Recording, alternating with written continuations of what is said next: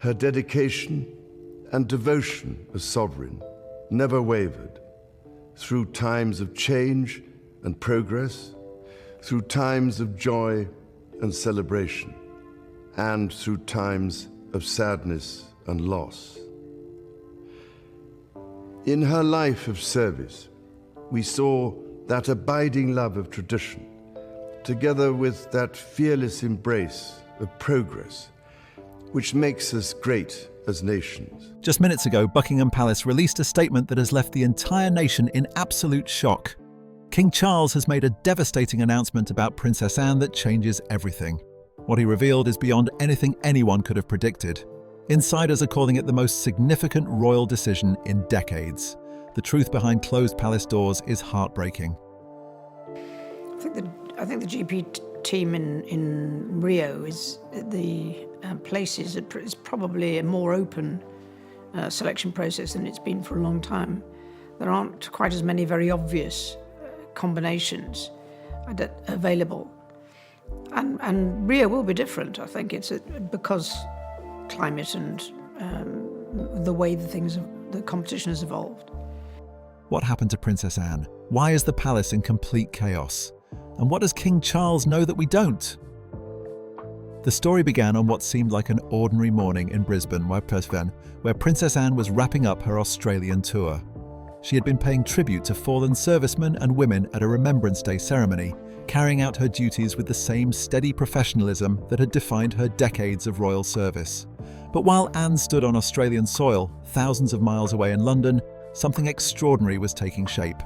Just before dawn, a single sentence from Buckingham Palace would shake Britain in ways that few could have anticipated. King Charles had made an announcement about Princess Anne, and the ripple effects would reach far beyond the immediate royal family. What unfolded in the weeks leading up to this moment, and what happened in its immediate aftermath, revealed a story far more complex and deeply human than the official statement could ever convey. This was not just about royal protocol or ceremonial adjustments. This was about the weight of an institution preparing for an uncertain future and the extraordinary burden being placed on one woman's shoulders. In the 24 hours that followed the King's announcement, Britain processed the news with a kind of stunned silence. Headlines dominated every major newspaper and news broadcast. But while the media focused on analysing the public implications, another story was quietly unfolding behind the guarded walls of Buckingham Palace. It was a story the public was never meant to see, born not from carefully planned ceremonies or ancient protocols, but from the very real human cost of a decision that carried the weight of history. Inside the palace, the atmosphere shifted almost immediately. The corridors that usually hummed with predictable routines now carried a different energy. There was a tension in the air, expressed through whispered conversations and hurried footsteps echoing down hallways lined with centuries of portraits. Staff members who had served under multiple monarchs exchanged knowing glances. They had seen versions of this before, those moments when the institution quietly braced itself for change, long before it acknowledged that change to the outside world. These were the moments when the Crown, in its silent and methodical way, began preparing for the future while the present was still unfolding. The first clear sign of internal reaction came late that afternoon. The King's private secretary summoned a select group of senior advisors to the Blue Drawing Room, a space typically reserved for the most delicate matters of state. What made this particular meeting remarkable was not just its timing, but the unmistakable urgency that surrounded it. These were not the usual long-term planning discussions that fill a typical day at the palace. These were firm, immediate instructions, clearly triggered by the morning's announcement. According to sources familiar with the meeting, every briefing document was being updated to reflect a fundamental shift in how the monarchy would operate. Princess Anne's responsibilities were no longer being described as supplemental or supportive. They were now structural, permanent, and in several notable cases, quietly replacing roles that had traditionally been reserved for the sovereign himself. The advisors noted this shift carefully, though none dared speak aloud what had already settled heavily in the room. The King's decision was not simply a strategic redistribution of duties, it was preparation for something more significant. While documents were being revised upstairs, Princess Anne returned to her private quarters and closed the heavy door behind her. For the first time since the announcement had been made public, she allowed herself a moment of genuine stillness. Those who know Anne well have always described her as unshakable, a woman built from equal parts discipline and duty. But even the strongest foundations can tremble when asked to carry the weight of an entire institution. What struck her most forcefully in those quiet moments was not the increased workload, nor even the intensified public scrutiny that would surely follow in the coming weeks. It was the reason behind her brother's decision, a reason she had understood long before the public had any hint that something was changing. For months she had been noticing things. The way Charles would pause slightly before standing from a chair. The way he would rest his hand on the edge of a table for balance. The way his breathing would deepen at the end of particularly long engagements. The palace had said nothing publicly, of course. That was the way these things always worked. But Anne had known. A sister always knows. Now that unspoken truth had taken concrete form in her new role, a role she had never actively sought and never needed publicly affirmed. Duty had always been her guiding principle throughout her life. But this felt different. This was the monarchy quietly but deliberately shifting its weight onto her shoulders, asking her to become something more than she had been before. As Anne stood at the window of her quarters, watching the winter sky fade into early evening darkness, a soft knock interrupted her thoughts. It was Catherine, the Princess of Wales. Her expression was gentle, but marked with obvious concern. She entered without ceremony, the way only family can in such moments. Catherine did not speak immediately. She simply stood beside Anne, the two women sharing a silence that spoke volumes. They both understood what was happening. The monarchy was changing, evolving in ways that would reshape everyone's roles, and Anne had just become its primary anchor. Meanwhile, across London at Clarence House, King Charles sat alone in his private study. The weight of the day settled over him like a physical presence. The announcement had been necessary, he knew that with absolute certainty. But necessity does not diminish the emotional toll of consequence. In the quiet of his study, he allowed himself the kind of reflection that monarchs rarely have the luxury to indulge. He thought about Anne as a young girl, already stern and serious even then, fiercely loyal and impossibly steady.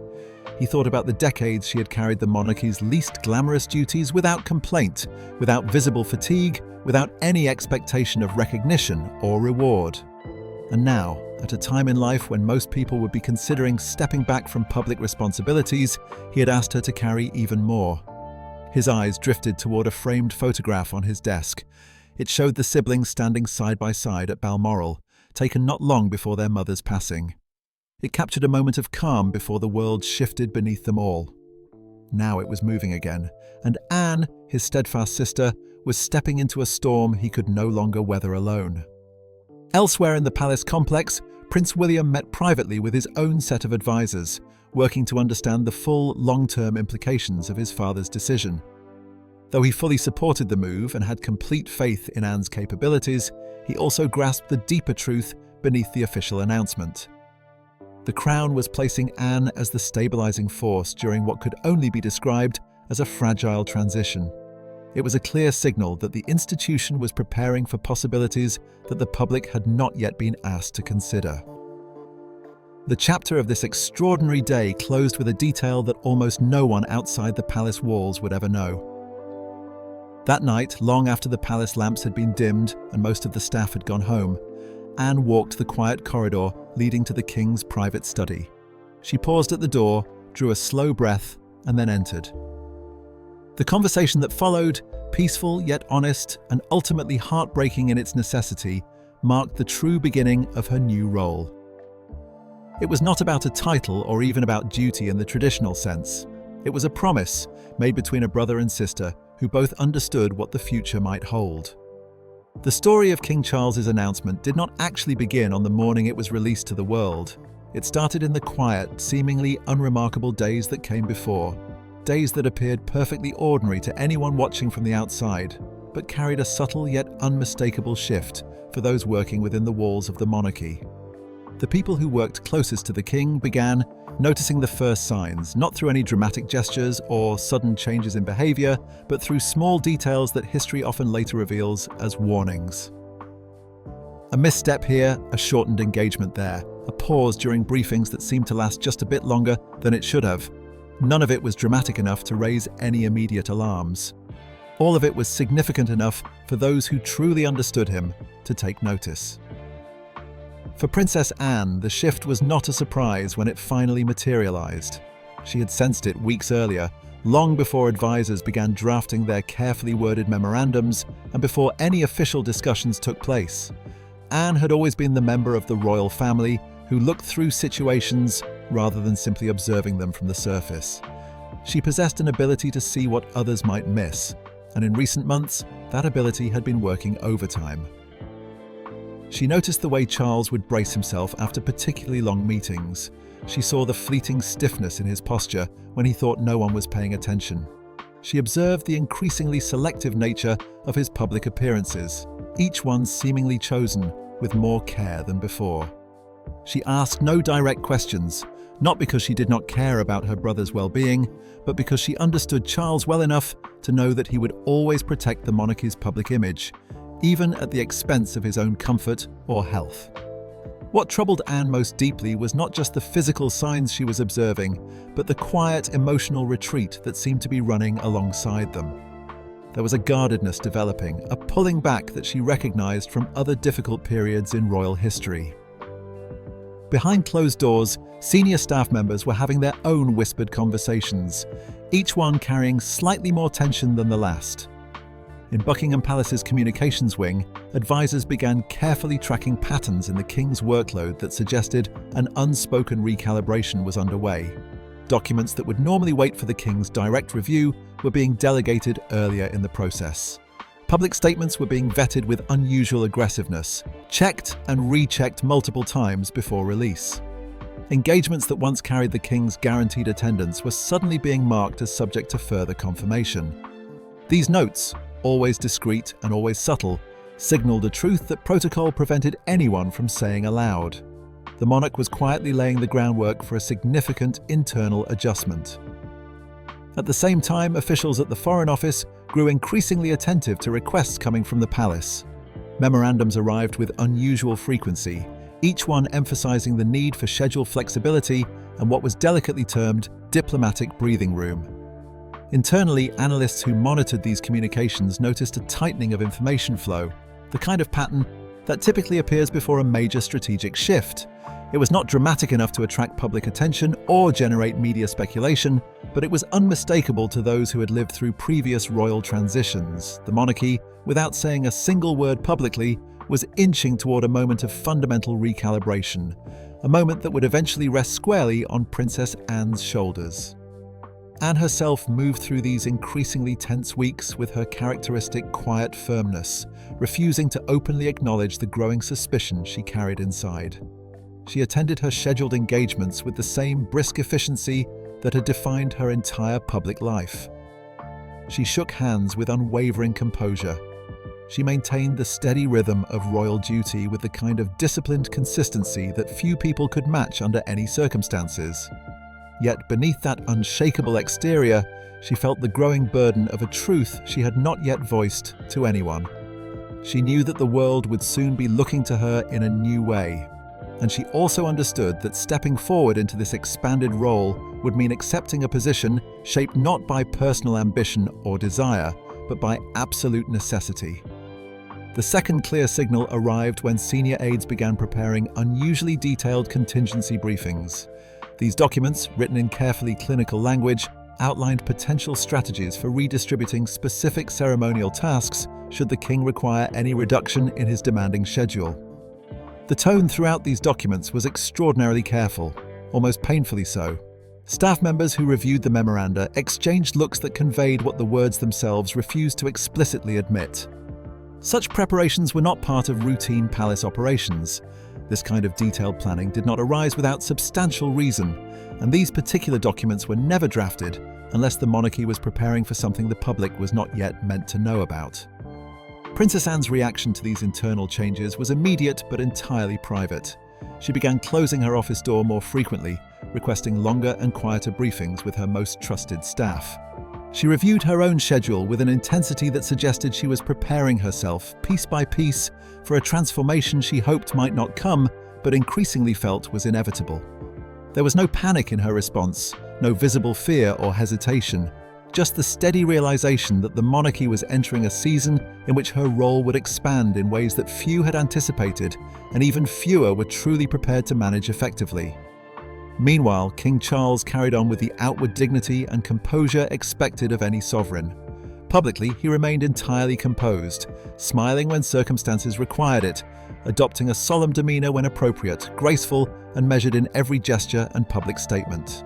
But those who knew him intimately, who had worked alongside him for years or decades, could see the subtle toll that mounting responsibilities were exacting. The monarchy had faced several turbulent months leading up to this point.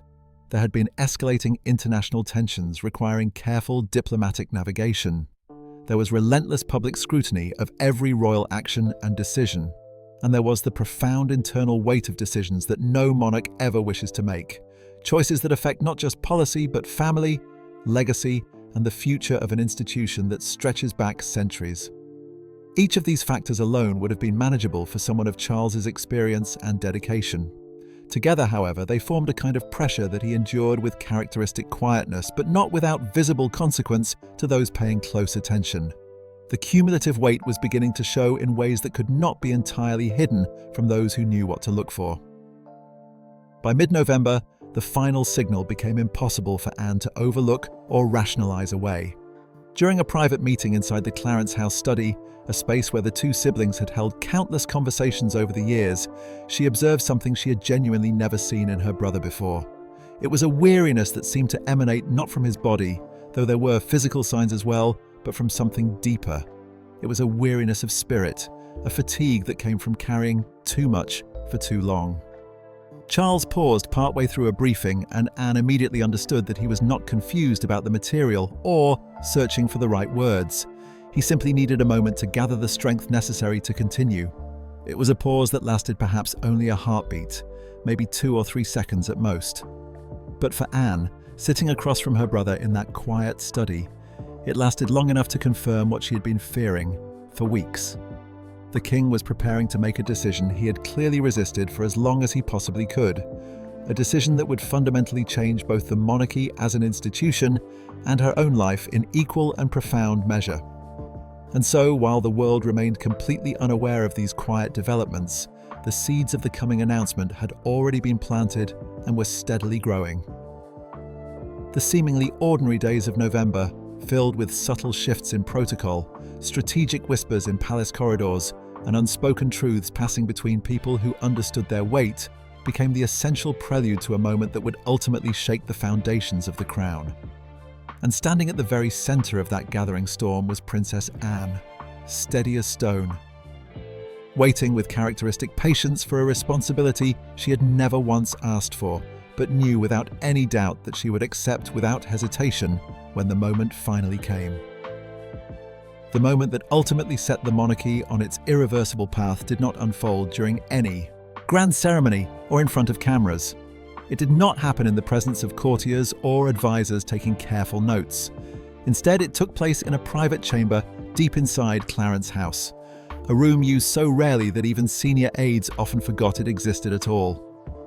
The king had requested absolute confidentiality for this meeting. There would be no attendance records, no secretaries present to document what was said. Only one name appeared on the small, handwritten note that was placed quietly on Princess Anne's desk that morning. It read simply, 11:15, Clarence House, private. Anne arrived precisely on time, as she always did. Her steps were steady, her face composed in that particular way it became when emotion threatened to surface but had to be controlled. She knew her brother well enough to sense when a conversation would carry significant weight. But even she could not have fully anticipated how profoundly this particular meeting would alter the course of both her life and the monarchy itself. When she entered the room, Charles was already there, standing by the tall window with one hand resting lightly on the sill, as though he needed to brace himself against the pale winter light spilling across the floorboards. For a long moment, neither of them spoke. The silence was not uncomfortable or awkward. It was heavy, substantial, the kind of silence that can only be shared between siblings who have survived decades of intense public scrutiny together, who have weathered storms that would have broken lesser relationships. When Charles finally turned toward her, Anne saw it instantly in his eyes.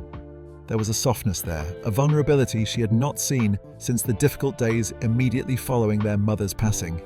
He gestured for her to sit in one of the chairs near the fireplace, though he himself remained standing, as if his thoughts were too unsettled to allow him to take a seat.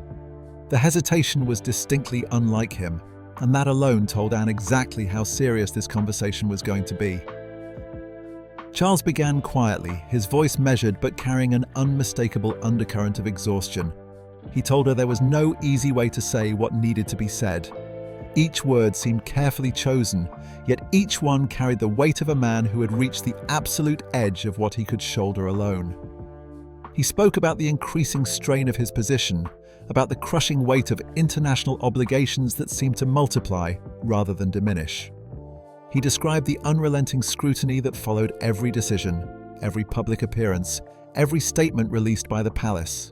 He mentioned the delicate political climate both domestically and internationally, situations that required constant attention and diplomatic finesse. And he acknowledged with a candor that surprised even Anne the physical toll he could no longer afford to ignore. Anne listened without interrupting, though every instinct in her urged her to speak, to offer reassurance, or to argue against whatever conclusion she suspected was coming. But she knew better. She understood that her brother needed to say these things in his own time, in his own way, without interference or interruption. When Charles finally reached the heart of the matter, he paused again, inhaling slowly as though drawing courage from the stillness of the room itself. He told her that he needed to transition certain roles, and then he clarified in a way that left no room for misunderstanding. Not temporarily, he said, not symbolically, permanently. The word hung in the air between them like a stone dropped into deep water, creating ripples that would spread far beyond this single conversation. Before Anne could formulate any response, Charles added something that made the full weight of the situation unmistakably clear. He said he wanted her to take on these roles. He wanted her to step into a position that the monarchy simply could not risk leaving uncertain or unsettled during such a critical period. Anne's breathing tightened for just a moment, though she hid the reaction well, years of training and natural composure serving her even in this moment a profound personal impact. She had expected additional responsibilities. She always did. That was simply part of being a working royal, especially one as dedicated as she had proven herself to be over decades of service. But this was fundamentally different from anything that had come before. This was not the routine redistribution of ceremonial duties that happened periodically as circumstances changed. This was the quiet but deliberate transfer of substantial authority. This was preparation for a future that the public was not yet being told to consider or even imagine. She studied her brother's face carefully, seeing not only a king wrestling with the most difficult announcement of his reign, but also a man confronting the most painful truth any monarch can face: the inevitable limits of his own time and capacity. When she finally spoke, her voice was calm and steady, but her words carried the full gravity of what was happening in that room. She told him that if this was truly what needed to be done for the good of the crown, then it would be done without question. But then she asked him directly, with the honesty only a sister could employ, whether he was genuinely prepared for what this decision would mean, not just for the institution, but for him personally. It was the one question he had been avoiding, not because he lacked courage or conviction, but because acknowledging it openly made the reality undeniable in a way that keeping it unspoken did not. After a long pause that seemed to stretch much longer than it actually lasted, he nodded slowly. He told her quietly that yes, he was prepared. But then he added with a vulnerability that struck Anne deeply that he wished he were not. The room fell into another silence, this one even more profound than the first. There was no ceremonial language being used, no carefully rehearsed protocol being followed. This was simply a brother and a sister confronting a truth that neither of them had wanted to face but could no longer avoid. When the meeting finally came to an end, Anne walked out of that room with her posture absolutely straight and her steps completely unshaken. But inside, a storm had begun, not one of fear or doubt, but of responsibility taking shape and settling onto her shoulders with enormous weight. In the days that followed this pivotal meeting, the palace became a landscape marked by quiet fractures and subtle tensions. Nothing dramatic unfolded in any public way, of course, The monarchy never reveals its internal strain through spectacle or obvious discord. Instead, the pressure revealed itself in ways that only insiders could detect and understand. It showed in carefully altered schedules that shifted responsibilities without fanfare. It appeared in suddenly closed-door meetings that happened with increasing frequency. It manifested in discreet memorandums marked for extremely limited circulation, seen only by those who absolutely needed to know what was developing. Buckingham Palace had entered what staff privately described as a period of controlled uncertainty, a moment when every decision carried implications that reached far beyond its surface meaning. The first clear ripples appeared among the senior staff members who worked most closely with both the King and Princess Anne. Advisors who had grown accustomed to Charles's hands-on oversight of virtually every detail found themselves receiving instructions through intermediaries with increasing regularity. Tasks that once required the King's direct personal review were now being quietly routed through Princess Anne's office, processed efficiently and without ceremony or announcement. No official statement had been made yet to the public or even to most palace staff, but the internal machinery of the institution was already shifting its operational balance distinctly toward Anne. Those who had served both the late Queen and the current King recognized the pattern immediately and unmistakably. This was not simply a temporary delegation of duties during a busy period. This was a fundamental transition taking shape in real time, happening quietly but deliberately behind palace walls, while the world outside remained entirely unaware of the magnitude of what was unfolding. Inside the palace communications wing, a different kind of tension was steadily building. Analysts whose job involved monitoring public sentiment and media coverage noticed an unusual rise in speculation surrounding the royal family's winter schedule. Rumors were beginning to circulate, still vague and unconfirmed, about postponed appearances and scaled-back engagements. There was talk of last-minute adjustments being made to the official calendar. None of these individual changes were catastrophic or even particularly unusual on their own. But taken together, viewed as a pattern rather than isolated incidents, they painted a picture of underlying instability that made experienced palace watchers increasingly nervous. The palace had certainly survived turbulent winters before in its long history, but this particular season, marked by unusual secrecy and sudden caution at every level, felt distinctly different to those paying close attention. It felt as though the institution was bracing itself for an announcement that the world had not yet been properly prepared to absorb or understand.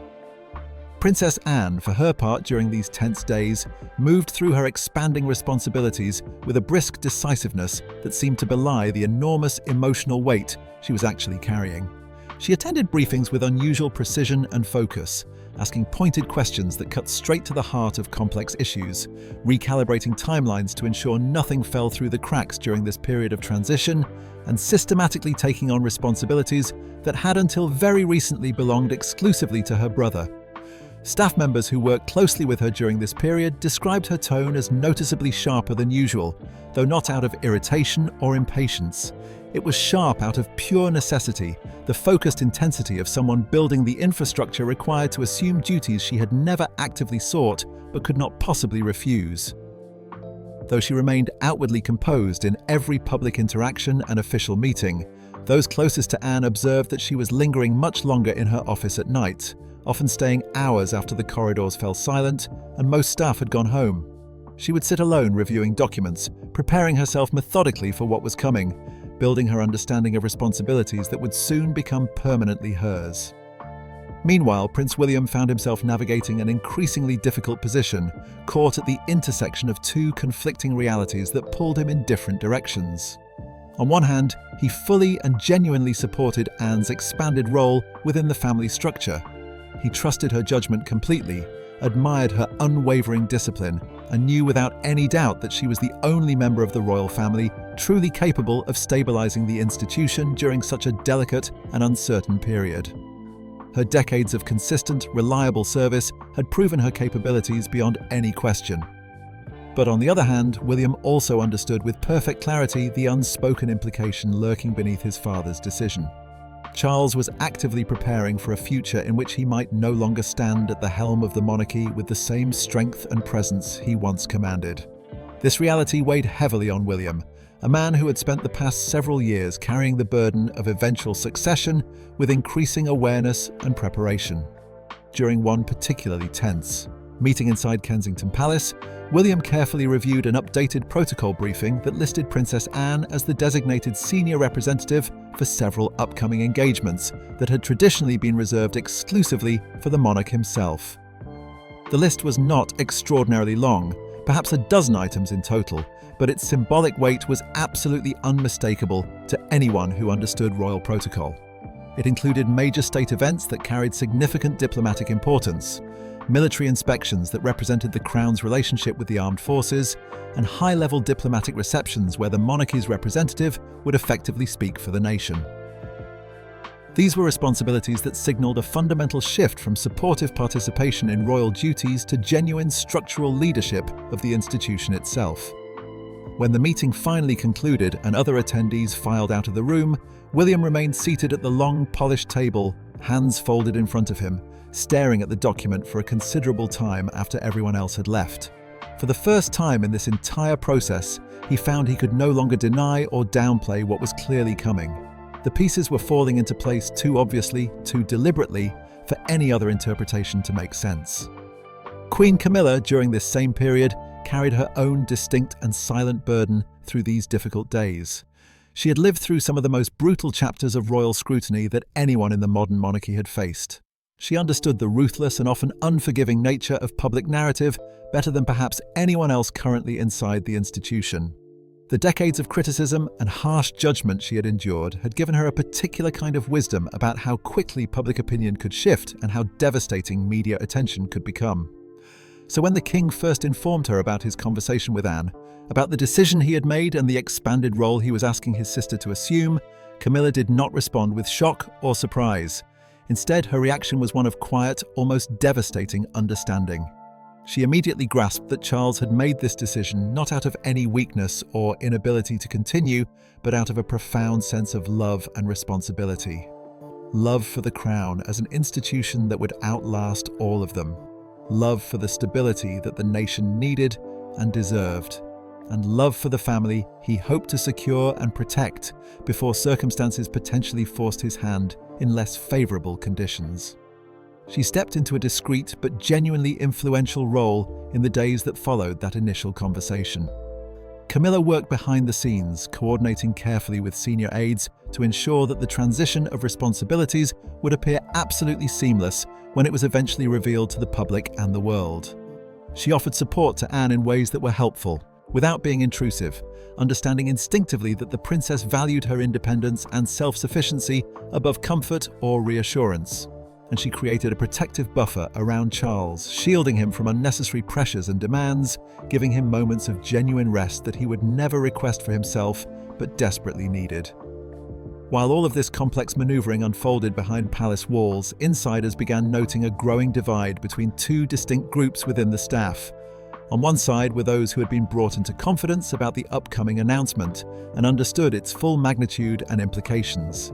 These individuals moved with a particular kind of careful purpose, aware that they were participating in a historic transition. On the other side were those who remained unaware of just how significant the changes actually were. Long-serving staff members who had been present during previous transitions, who had witnessed the careful choreography of 1952 when Elizabeth became Queen, and the more recent adjustments of 2022 when Charles himself ascended to the throne, recognized unmistakable echoes in what was happening now. They understood they were watching the monarchy adjust its fundamental footing under the shadow of inevitable change. Younger aides and more recently hired staff members, however, sensed the tension and increased urgency without fully grasping its underlying cause. They interpreted the heightened activity and more frequent meetings as simply the normal pressure that came with winter schedules and year-end planning. They did not yet realize that the institution was actually undergoing one of the most significant internal recalibrations it had experienced since the late Queen's declining years, when similar quiet preparations had taken place largely out of public view. By the middle of November, the palace seemed to reach a point of collective stillness, a kind of held breath before something momentous. Every department, from communications to protocol, from security arrangements to detailed scheduling, moved with the quiet precision of people who knew they were preparing for significant impact, even if they did not know its exact form or timing. They did not know the specific date when the king would finally speak publicly about these changes, but they knew with absolute certainty that it was approaching. They could feel it in numerous small ways that accumulated into unmistakable certainty. They felt it in the way senior briefings had become noticeably shorter and more focused, stripped of unnecessary detail. They noticed it in the way Princess Anne's presence had become increasingly central to daily palace operations, her input sought on matters that would have previously gone straight to the king. And they observed it in the way Charles himself seemed to carry a softer, more reflective demeanour in private moments, as though he had made peace with a difficult decision and was now simply waiting for the right moment to share it with the world. The monarchy had entered what some staff privately called a winter of truth, a season in which every unspoken concern, every hidden strain, every whispered conversation in palace corridors seemed to be converging toward a single, unavoidable moment. Decades of service, years of careful planning, months of quiet observation, and weeks of intense preparation were all building toward an announcement that would fundamentally alter the institution. And as the cold month of November drew slowly to a close, that moment stood just ahead, waiting with patient inevitability for the king to step forward and speak words that would alter the course of the royal family, reshape the public's understanding of the institution, and transform Princess Anne's life in ways that would echo for years to come. The morning when King Charles finally stepped forward to make his announcement was one that Britain would remember and analyse for decades to come. What made it remarkable was not that it arrived with any fanfare or dramatic build-up, but rather the profound stillness that preceded it. It was just past 6:40 in the morning when the first hint of frost began settling across the carefully maintained lawns of Buckingham Palace, coating the ornate stone railings in a thin, glistening sheet of ice. London was barely awake at this early hour. Streetlights were still flickering in the pre-dawn darkness. Buses hummed softly through half-empty routes, carrying the earliest commuters. Only the most dedicated early risers were out on the streets, bracing themselves against the bitter air that cut through even the warmest winter coats. No one moving through the city in those quiet morning hours had any idea that within mere minutes, the monarchy would issue one of its most consequential and far-reaching messages since the final years of the late Queen's reign. At precisely 6:47, the palace press office released a statement so concise and so deliberately stark in its phrasing that senior correspondents who first received it read through it twice, then a third time, just to confirm they had not somehow misunderstood its meaning or missed crucial context.